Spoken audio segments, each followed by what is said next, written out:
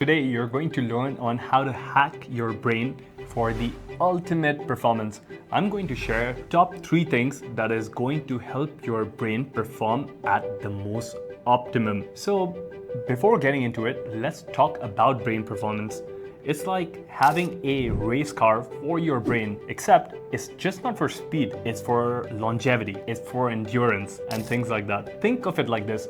You wouldn't have a rusted brain when you can have a shiny turbocharged engine, right? And you can have this with your brain as well. So why is it that brain performance is very, very critical to longevity and peak performance? Well, think of it this way. Your brain is actually the CEO of your body. And if it is not functioning properly, you're going to have a hard time keeping everything else running smoothly. Plus, the research shows that maintaining a healthy brain can help prevent things like cognitive decline and dementia as you age. But it's not about avoiding the bad stuff. It's also about optimizing the good stuff. When your brain is firing on all of its cylinders, you're able to think faster, think more clearly, you are able to learn faster, you're even able to make better decisions. So to me, it's like having a superpower, except it's totally legal and doesn't involve getting bit by a spider to be like Spider-Man. That's the kind of superpower you can get.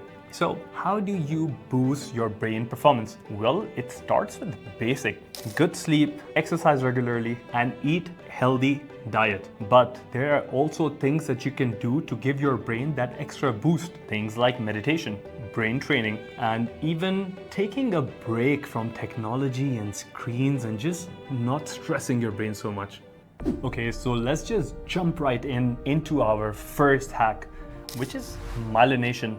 Do you remember that we were always asked to eat our veggies? But did someone tell you that you have to eat fats as well? Well, it turns out that not getting the right kind of fats can really mess with our brains. And no, we're not talking about the fat in the burger that you eat. We're talking about the good stuff, the omega-3 fatty acids, which can help in a very important process in the brain called myelination. Now, myelination can sound like a fancy science term, but it's just a simple process which gives your nerves enough fat to do their job well. Think of it like you're giving your brain some WD-40 to help it run much more smoothly. But when we do not have enough good fats, our myelin sheets get all crazy and they mess up our health and mental well-being, and then we have mental issues. Now, I want to address this for the vegans and the vegetarians.